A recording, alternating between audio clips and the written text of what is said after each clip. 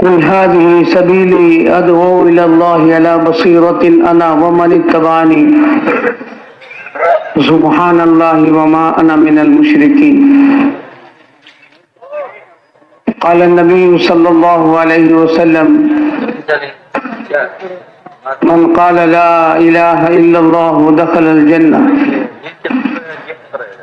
قيل وما من قال لا إله إلا الله مخلصا دخل الجنة قيل وما إخلاصها يا رسول الله قال أن تحجزه عن محارم الله أو كما قال عليه الصلاة والسلام. میرے محترم بھائیوں، دوستوں، بزرگوں، مدینہ مرکز بیجاپور. اللہ جل جلالہ و من والہ کا بڑا احسان ہے، اس کا کرم ہے کہ اس نے ہمیں یہاں پر جمع فرمایا اور اپنے بڑوں سے دین کی باتیں سننے کی توفیق عطا فرمائی. اور اس کا مقصد یہ ہے کہ ہم سب اللہ کے راستے کی حرکت کریں، اس لیے کہ دعوت میں نقل و حرکت اصل ہے. جتنا اللہ کے راستے میں ہم چلیں گے،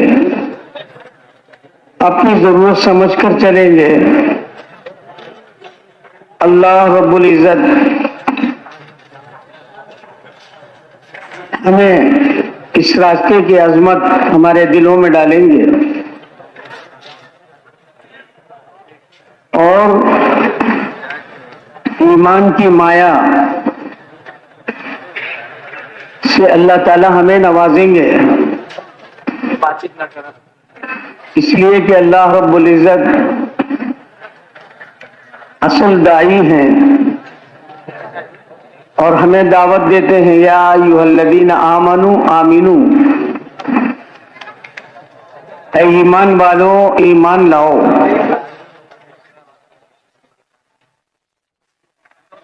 ایمان والوں ہی سے اللہ تعالیٰ کا خطاب ہے. اے ایمان والو آمنو، ایمان لے آؤ، یعنی اپنے ایمان موجود کو ایمان مطلوب تک پہنچاؤ. اللہ رب العزت جو ایمان چاہتے ہیں اور جتنا ہم دعوت دیں گے ایمان کی، ایمان بنے گا.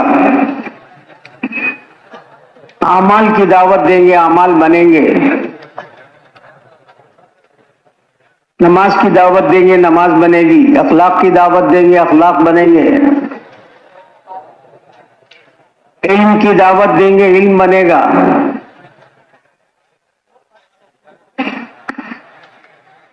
ذکر کی دعوت دیں گے، ذکر آئے گا. اخلاص کی دعوت دیں گے، اخلاص آئے گا. حقوق کی دعوت دیں گے، حقوق کی اہمیت آئے گی. اور جتنا اللہ کے راستے میں نکلنے کی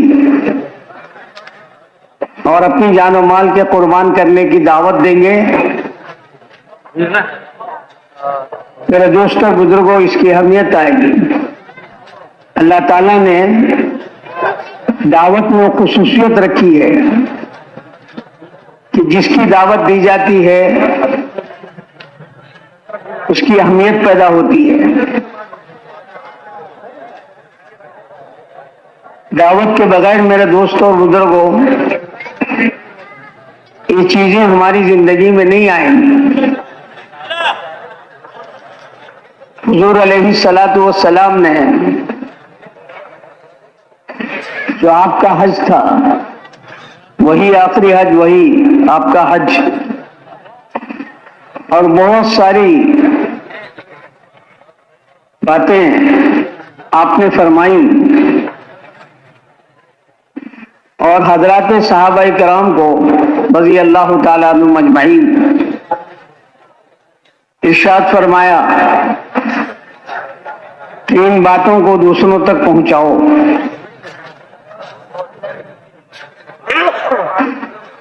جتنے صحابہ تھے ان کے علاوہ سب نے تیاری کی اور جہاں تک پہنچ سکتے تھے پہنچے اور نبی کریم صلی اللہ علیہ وسلم کے پیغام کو پہنچایا. 4 مہینے 6 مہینے 5 مہینے سال 2 سال 3 سال اس طرح نہیں، بلکہ ایسے گئے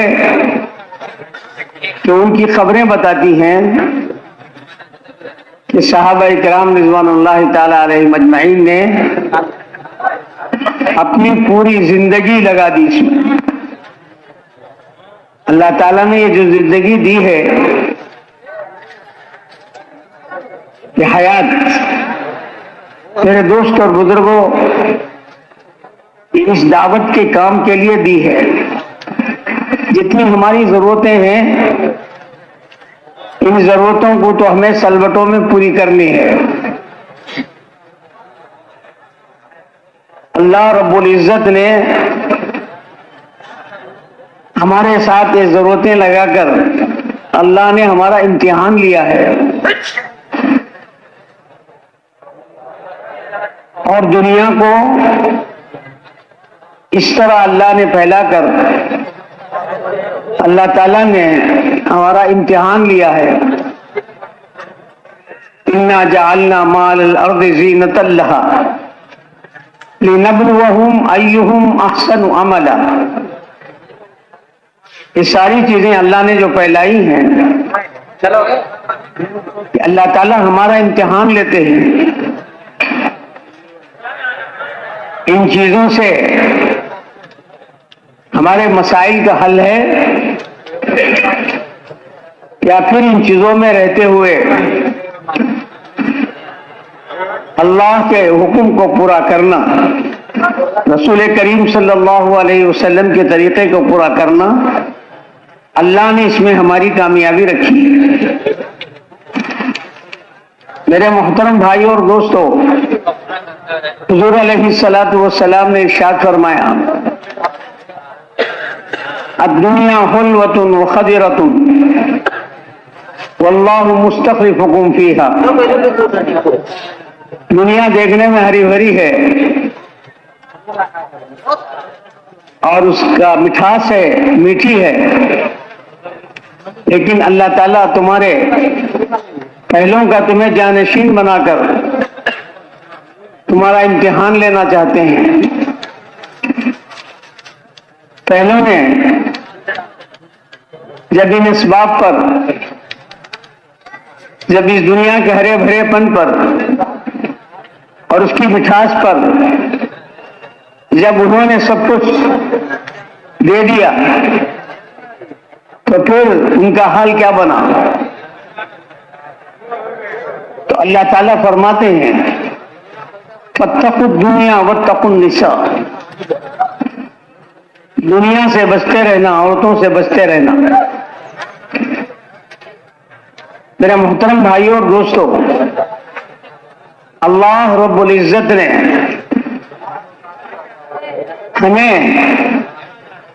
اس دعوت کے کام کے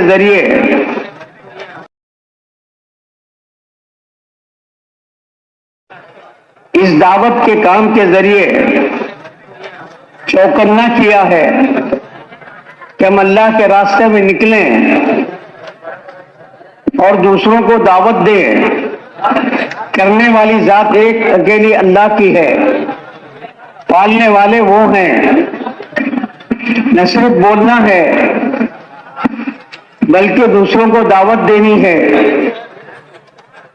اور راتوں میں خصوصاً اللہ سے مانگنا ہے. اس لیے کہ رات کی جو دعا ہوتی ہے وہ اللہ کے نزدیک بہت قبول ہوتی ہے، مستجاب ہے. اللہ تعالیٰ بندوں کے قریب آتے ہیں اور پکارتے ہیں حل من مستغفرن حل من سائلن، ہے کوئی ہم سے مانگنے والا، ہے کوئی ہم سے استغفار کرنے والا۔ بندہ جب اٹھتا ہے اللہ تعالیٰ خود فرماتے ہیں کہ اس کا اٹھنا اس پر بھاری ہوتا ہے، لیکن اٹھتا ہے اور اللہ کے سے لو لگاتا ہے، اللہ کے سامنے روتا ہے۔ تو پھر میرے دوستوں اور بزرگوں،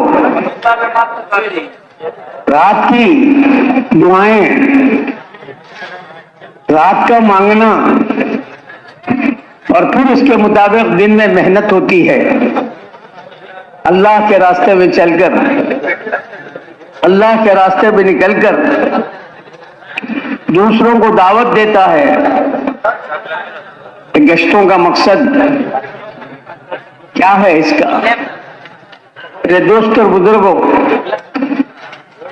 اپنے اندر ایمان بنانا اور حضرت نبی پاک صلی اللہ علیہ وسلم نے جو زندگی ہمیں عطا فرمائی ہے، اس زندگی کو لینا اور اپنی زندگی بنانا۔ میرے محترم بھائیوں اور دوستوں، اللہ رب العزت کامیابی اور ناکامی کا معیار جو اللہ نے رکھا ہے، وہ دعوت کی محنت پر جو جتنی محنت کرے گا، جو جتنی کوشش کرے گا، جس قدر اللہ نے جو صلاحیتیں عطا فرمائی ہیں، ان صلاحیتوں کو استعمال کرے گا،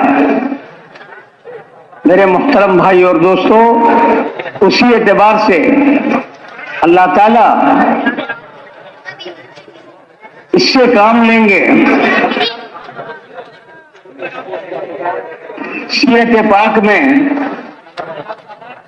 جو اللہ کے راستے میں نکلے اور نکلنے میں ان سے تھوڑی سی تاخیر ہوئی، جیسے حضرت عبداللہ ابن رواحہ رضی اللہ تعالی عنہ،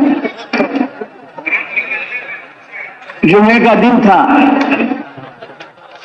ٹھہر گئے، انہیں یقین ہو گیا تھا حضور صلی اللہ علیہ وسلم کی ان ارشادات سے کہ میرا آخری سفر ہے، میں پھر واپس نہیں آؤں گا، ایک مرتبہ حضور صلی اللہ علیہ وسلم کو جی بھر کے دیکھوں اور آپ کے پیچھے نماز پڑھوں۔ کتنا نیک ارادہ تھا، کتنا اچھا ارادہ تھا۔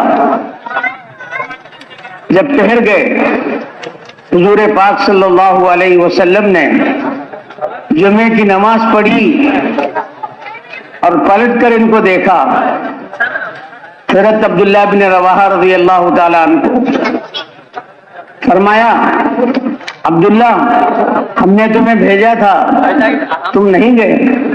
اے اللہ کے نبی، میں جانے ہی کے ارادے سے ٹھہرا ہوں، میرے پاس ایسی سواری بھی ہے کہ میں راستے میں ان سے مل بھی جاؤں گا، بس یہ آخری سفر کہ آپ کو دیکھتا چلوں، آپ کے پیچھے نماز پڑھتا چلوں۔ حضور صلی اللہ علیہ وسلم نے فرمایا کہ عبداللہ، تمہارے اور ان کے درمیان کتنا فرق ہو گیا؟ تاکہ صرف آدھے دن کا فرق ہوا۔ حضور صلی اللہ علیہ وسلم نے فرمایا کہ نہیں عبداللہ، تمہارے اور ان کے درمیان زمین اور آسمان کا فرق ہو گیا۔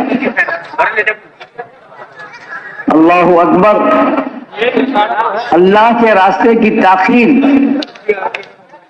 حضرات صحابہ کرام رضوان اللہ تعالی علیہم اجمعین اس تاخیر کو بہت بھاری سمجھتے تھے۔ چنانچہ ایک جماعت جا رہی تھی، حضور پاک صلی اللہ علیہ وسلم بھی ساتھ تھے. ایک ساتھی تھے جو تنہا جا رہے تھے تو حضور صلی اللہ علیہ وسلم نے صحابہ کرام سے فرمایا کہ وہ کیوں الگ جا رہے ہیں, ان کو ادھر بلاؤ. وہ آئے اور ان سے پوچھا کہ تنہا کیوں جا رہے ہو؟ کہا کہ اللہ کے رسول, یہ جو غبار ہے یہ مجھے بھاتا نہیں ہے. حضور صلی اللہ علیہ وسلم نے فرمایا یہ غبار نہیں ہے, یہ جنت کی مشک ہے. حدیث پاک میں آتا ہے اللہ کے راستے کا غبار اور جہنم کا دھواں تو دو ایک جگہ جمع نہیں ہو سکتے. حضور صلی اللہ علیہ وسلم نے ارشاد فرمایا لغدوۃ فی سبیل اللہ, اور روحا, اللہ کے راستے کی ایک صبح یا ایک شام دنیا اور دنیا کے سارے خیر سے بہتر ہے. میرے محترم بھائیوں اور دوستو, آج اس نقل و حرکت کی کمی کا نتیجہ ہے دین کے ہر شعبے میں کمی آئی ہے اور دین کا ہر شعبہ اس کے اندر فرق آ گیا ہے. عبادات میں, معاشرت اور معاملات میں اتنا عتاب نہیں ہوا جتنا عتاب اللہ کے راستے کی کمی پر ہوا. جہاں اللہ کے راستے میں تاخیر ہوئی, حضرت کعب رضی اللہ تعالی عنہ,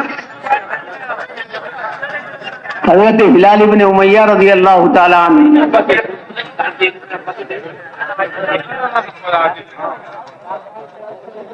اور صحابی 3 صحابہ رضی اللہ تعالی عنہ. حالانکہ بدری صحابی ہیں اور پھر اس غزوے میں کوئی لڑائی بھی نہیں ہوئی. حضور صلی اللہ علیہ وسلم تشریف لے گئے صحابہ کے ساتھ.